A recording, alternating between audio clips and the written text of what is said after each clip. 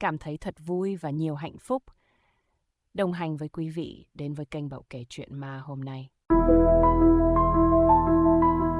Chuyện ma, chú chó đã mất trở về cứu chủ. Minh đứng trước hiên nhà, ánh mắt xa xăm nhìn về con đường nhỏ dẫn vào rừng. Gió đêm thổi qua những tán cây, tạo nên những âm thanh xào xạc nghe rợn người. Anh thở dài, nhớ lại hình ảnh của Vàng, chú chó trung thành đã rời xa anh 1 năm trước. Vàng từng là người bạn thân thiết nhất của Minh. Mỗi ngày, nó luôn chạy ra tận cổng đón anh về. Nhưng từ khi Vàng bị tai nạn, căn nhà nhỏ này trở nên trống trải hơn bao giờ hết. Gần đây, Minh thường mơ thấy Vàng. Trong giấc mơ, nó vẫn quấn quýt bên anh, đôi mắt sáng rực lấp lánh trong bóng tối. Dù biết chỉ là mơ, nhưng cảm giác ấy quá thật. Đến mức Minh đôi khi giật mình tỉnh dậy, tim đập thình thịch. Một đêm nọ, khi đi làm về muộn, Minh cảm thấy có gì đó khác lạ. Con đường về nhà vốn vắng vẻ, nhưng hôm nay anh có cảm giác bị theo dõi. Gió rít qua những tán cây mang theo tiếng xào xạc đáng ngờ. Bất giác, phía sau vang lên tiếng bước chân. Minh khựng lại, quay ngoắt đầu nhưng không thấy ai. Anh chậm rãi bước tiếp, nhưng tiếng động kia vẫn theo sát, đều đặn, không nhanh không chậm. Tim Minh đập mạnh, cảm giác ớn lạnh lan dọc sống lưng. Anh lấy hết can đảm, quay lại nhìn thật kỹ, vẫn không có ai. Nhưng mặt đất có những dấu chân nhỏ in hằn trên lớp bụi, là dấu chân của một con chó. Minh sững sờ, anh quét mắt nhìn quanh, nhưng chỉ thấy bóng tối dày đặc. Cơn gió thổi qua, mang theo một âm thanh quen thuộc, tiếng sủa trầm ấm mà anh đã không còn nghe thấy suốt 1 năm qua. Vàng, Minh lắp bắp gọi, nhưng chỉ có sự im lặng đáp lại. Cảm giác quen thuộc dâng lên trong lòng, nhưng xen lẫn đó là một nỗi sợ vô hình. Anh bước nhanh hơn, cố gắng về nhà thật nhanh, nhưng ngay lúc đó, một cái bóng lướt qua trước mặt. Minh đứng chết chân, trong ánh trăng mờ anh thấy rõ. Một bóng chó đang đứng lặng lẽ giữa con đường, đôi mắt sáng quắc nhìn anh. Trái tim Minh trùng xuống, anh tin vào mắt mình. Vàng đã trở về. Minh đứng bất động, mắt dán chặt vào bóng con chó trước mặt. Tim anh đập mạnh trong lồng ngực. Dưới ánh trăng mờ, thân hình con chó trông quen thuộc đến lạ, nhưng có gì đó không bình thường. Gió đêm thổi qua, khiến hình dáng nó dường như nhòe đi trong làn sương mỏng. Vàng, là mày sao? Minh lẩm bẩm, giọng khô khốc. Con chó không sủa, không di chuyển, chỉ đứng yên nhìn anh. Đôi mắt nó sáng rực trong đêm tối, không phải ánh phản chiếu bình thường, mà như đang phát ra một thứ ánh sáng kỳ dị. Một cơn gió mạnh lướt qua. Bất giác, Minh rùng mình. Không khí xung quanh chợt trở nên lạnh lẽo hơn. Đột nhiên, con chó xoay người, lao vụt vào rừng. Mình sững sờ, nhưng rồi, như có một sức hút vô hình, anh bước theo. Những tán cây đen kịt chập chập chờn trước mắt, tiếng lá khô xào xạc dưới chân. Phía trước, bóng con chó lướt đi nhẹ như không chạm đất, lúc ẩn lúc hiện giữa những lùm cây rậm rạp. Minh chưa bao giờ vào khu rừng này vào ban đêm. Hôm nay, anh không hiểu vì sao mình lại bước vào đó, như thể có một lực kéo vô hình dẫn lối. Bất ngờ, một cơn gió lạnh buốt quét qua gáy anh. Minh rùng mình, linh cảm có điều gì đó không ổn. Anh dừng lại, hít một hơi thật sâu, định quay về. Nhưng ngay lúc đó, cạch! Tiếng động nhỏ vang lên phía sau lưng. Minh giật mình quay ngoắt lại. Một cành cây vừa gãy ngang, nhưng không có gió. Cảm giác sợ hãi trào dâng, anh đưa mắt nhìn xung quanh. Không gian im lặng đến nghẹt thở. Vàng đã biến mất. Minh nuốt khan, vội quay người chạy về hướng cũ. Nhưng con đường đã biến mất. Trước mặt anh chỉ là bóng tối dày đặc của rừng cây. Gió không còn thổi nữa. Không gian lặng như tờ, chỉ có tiếng tim Minh đập thình thịch trong lồng ngực. Đúng lúc đó, một tiếng gầm gừ vang lên ngay sát bên tai. Tiếng gầm gừ trầm thấp vang lên ngay bên tai khiến Minh cứng đờ cả người. Cảm giác lạnh buốt chạy dọc sống lưng, mọi sợi lông trên cơ thể anh dựng đứng. Anh quay ngoắt lại. Không có ai, không có gì cả. Chỉ là màn đêm đen kịt đang bao phủ lấy anh. Tim đập thình thịch. Minh lùi lại một bước, hơi thở nặng nề. Nhưng đúng lúc đó, một luồng hơi lạnh phả thẳng vào gáy anh, như thể có ai đó hoặc thứ gì đó đang đứng sát ngay sau lưng. Minh không dám quay đầu nữa. Bỗng nhiên từ trong bóng tối, một bóng mờ lao vụt tới. Minh chỉ kịp thấy đôi mắt sáng quắc của nó trước khi cảm giác tê dại lang khắp người. Là Vàng. Nhưng Vàng không còn giống với chú chó anh từng biết nữa. Bộ lông nó nhòe đi như khói, hình dáng lúc rõ lúc mờ. Nhưng ánh mắt vẫn là ánh mắt trung thành mà anh không thể nào quên. Vàng sủa vang một tiếng nhưng không có âm thanh. Không gian như bị bóp nghẹt trong sự im lặng kỳ quái. Minh há miệng định gọi tên nó, nhưng chưa kịp thốt ra, Vàng đã quay ngoắt người, gầm gừ dữ dội về phía sau lưng anh. Anh không dám quay lại, nhưng cảm nhận rõ ràng có một thứ gì đó đang ở đó. Tiếng cành cây gãy răng rắc, một hơi thở khò khè vang lên. Minh đông cứng, cảm giác có một bàn tay vô hình vươn ra từ bóng tối, chỉ trực kéo anh vào sâu trong rừng. Vàng trồm lên, nhe nanh lao về phía sau Minh. Một tiếng tru vang lên xé tan bầu không khí. Minh cảm thấy một lực mạnh giật lấy cơ thể mình. Anh ngã xuống, đầu óc choáng váng. Trước khi bóng tối hoàn toàn bao trùm, anh chỉ kịp thấy đôi mắt của Vàng sáng rực giữa đêm đen, rồi tất cả chìm vào hư vô. Một cảm giác mơ hồ kéo Minh ra khỏi màn đêm u tối. Toàn thân anh tê dại, đầu óc quay cuồng như vừa rơi vào một cơn ác mộng không lối thoát.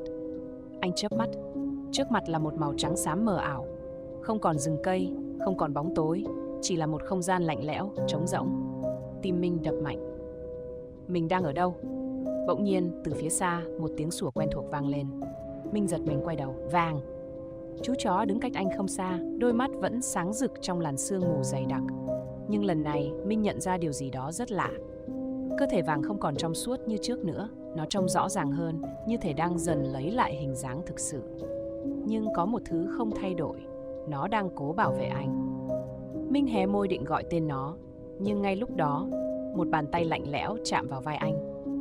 Anh cứng người, cảm giác như máu trong người đông cứng lại. Chậm chậm Minh quay đầu. Phía sau anh, một bóng đen cao lớn đứng sừng sững. Nó không có khuôn mặt, chỉ là một hình dạng mờ ảo với đôi mắt đen sâu thẳm, như hai hố không đáy đang nuốt chửng lấy anh. Không khí trở nên đặc quánh, như thể Minh đang chìm trong một cơn ác mộng không thể tỉnh dậy. Rắc, rắc. Tiếng xương khô kêu lên ghê rợn. Bóng đen dần vươn tay về phía Minh. Ngay lúc đó Vàng tru lên một tiếng vang vọng rồi lao thẳng về phía bóng đen. Minh chưa kịp phản ứng, cơ thể anh đột nhiên bị một luồng lực kéo mạnh về phía sau. Tất cả xoay tròn, cả không gian như sụp đổ. Minh hét lên, rồi mọi thứ tối sầm.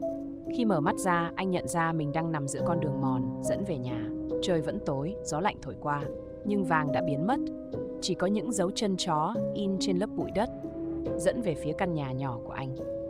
Minh ngồi thẫn thờ giữa con đường mòn, tim vẫn đập thình thịch. Hơi thở anh gấp gáp, bàn tay run rẩy đặt lên mặt đất lạnh lẽo. Những dấu chân chó in hẳn trên lớp bụi đất, kéo dài về phía căn nhà nhỏ của anh. Vàng! Anh đứng dậy, chân còn chưa vững, nhưng vẫn bước theo những dấu chân. Mọi thứ quá thật, nhưng cũng quá phi thực. Gió đêm vẫn rít qua những tán cây, mang theo âm thanh xào xạc rợn người. Xung quanh im ắng đến mức Minh có thể nghe rõ tiếng tim mình. Bước đến gần nhà, anh chợt khựng lại. Trước cửa Vàng đang đứng đó. Nó không còn mờ ảo như trước, mà trông giống hệt như khi còn sống. Bộ lông vàng óng, đôi mắt sáng trung thành. Nhưng Minh vẫn cảm thấy có gì đó không đúng. Vàng không chạy đến mừng rỡ như mọi khi. Nó đứng im, nhìn Minh chăm chăm. Đôi mắt nó như muốn nói điều gì đó. Vàng, là mày thật sao? Minh khẽ gọi. Vàng không sủa, chỉ quay đầu nhìn về phía cánh cửa khép hờ phía sau lưng nó. Linh cảm bất an tràn ngập trong Minh. Có thứ gì đó đang ở bên trong. Bàn tay anh run rẩy đẩy cửa ra. Căn nhà tối om, yên ắng một cách lạ lùng. Minh bước vào. Không khí lạnh lẽo bao trùm từng sợi tóc gáy anh dựng đứng. Cảm giác như có ai đó đang nhìn chằm chằm từ bóng tối. Cạch. Cánh cửa sau lưng đột ngột đóng sập lại. Minh giật bắn mình. Không khí trở nên nặng nề hơn bao giờ hết. Hơi thở anh đông cứng khi nhận ra có một bóng đen đang đứng ngay giữa phòng khách. Bóng đen đó, cao lớn, đôi mắt sâu hắm, chính là thứ đã bám theo anh trong rừng. Cả người Minh cứng đờ. Anh muốn hét lên, muốn chạy trốn, nhưng cơ thể không thể nhúc nhích. Ngay lúc đó, gầm, Vàng lao thẳng vào bóng đen, răng nanh sắc nhọn cắm phập vào nó. Một tiếng rú kinh hoàng vang lên, khiến cả căn phòng rung lên dữ dội. Màn đêm như vỡ vụn. Không gian xoay tròn. Một cơn gió lạnh quét qua và bóng đen đó tan biến vào hư vô. Minh ngã quỵ xuống, thở hổn hển. Anh ngước lên, Vàng vẫn đứng đó nhưng cơ thể nó dần nhạt nhòa. Này, đừng đi, Minh lắp bắp. Vàng chỉ nhìn anh, ánh mắt hiền lành như muốn nói lời từ biệt. Một cơn gió nhẹ lướt qua rồi nó biến mất. Chỉ còn lại những dấu chân mờ nhạt dần trên nền đất. Minh lặng người. Nước mắt anh trào ra, không rõ vì sợ hãi hay vì một nỗi mất mát sâu thẳm. Vàng đã thực sự trở về để cứu anh. Minh ngồi thẫn thờ trên sàn nhà lạnh ngắt, tim vẫn đập loạn nhịp. Căn phòng chìm vào yên lặng. Tất cả như một giấc mơ kinh hoàng vừa trôi qua. nhưng những dấu chân mờ nhạt trên nền đất chứng minh rằng nó hoàn toàn có thật. Anh đưa tay lau mồ hôi trên trán, hít một hơi sâu để trấn tĩnh. Nhưng ngay lúc đó, cạch, một âm thanh khẽ khàng vang lên từ phía phòng ngủ. Minh giật mình. Chẳng phải mình ở nhà một mình sao? Anh quay đầu, ánh mắt dán chặt vào cánh cửa phòng ngủ đang hé mở. Rõ ràng lúc nãy nó vẫn đóng. Một làn hơi lạnh rò rỉ từ trong phòng, như thể có thứ gì đó đang ẩn nấp bên trong. Minh nuốt khan. Vừa nãy, Vàng đã đánh đuổi bóng đen kia. Nhưng liệu nó đã thực sự biến mất? Hay nó vẫn còn ở đây? Anh chậm rãi đứng dậy, bước từng bước về phía căn phòng. Mỗi bước đi đều khiến tim anh đập mạnh hơn, như muốn nhảy ra khỏi lồng ngực. Không khí trở nên nặng nề, như thể có một đôi mắt vô hình đang dõi theo anh. Minh đưa tay chạm vào cánh cửa, đẩy nó ra. Căn phòng tối đen, không có gì cả. Nhưng trên sàn nhà, ngay giữa phòng, có một thứ gì đó đang nằm đó. Một cái hộp gỗ cũ kỹ. Minh cau mày. Anh chắc chắn chưa từng thấy cái hộp này trước đây. Tại sao nó lại xuất hiện ở đây? Ngay sau tất cả những chuyện vừa xảy ra, bàn tay run rẩy, anh cúi xuống, chậm chậm mở nắp hộp. Bên trong một vật quen thuộc nằm đó, một chiếc vòng cổ bằng da, chiếc vòng cổ của Vàng. Minh sững sờ, không thể nào. Nhưng ngay lúc ấy, một giọng nói khẽ khàng vang lên ngay sau lưng anh. Anh còn nhớ tao không? Toàn thân Minh đông cứng, cảm giác lạnh buốt chạy dọc sống lưng. Giọng nói này không phải của Vàng. Tim anh như ngừng đập. Chậm chậm, Minh quay đầu lại. Và anh đối mặt với một thứ khiến máu trong người đông cứng. Minh quay đầu. Trước mặt anh, một bóng người đứng lặng lẽ trong bóng tối. Đôi mắt nó đen sâu thẳm, cái miệng nhếch lên một nụ cười méo mó. Anh quên tao rồi sao? Giọng nói đó, quen thuộc nhưng đầy oán hận. Minh lùi lại, tim đập dồn dập. Trong tay chiếc vòng cổ của Vàng lạnh toát. Bỗng nhiên, bóng đen lao tới. Tiếng sủa vang lên, Vàng xuất hiện, ánh mắt rực sáng trong bóng tối. Tất cả mở đi, rồi Minh ngã xuống. Mọi thứ tắt lịm.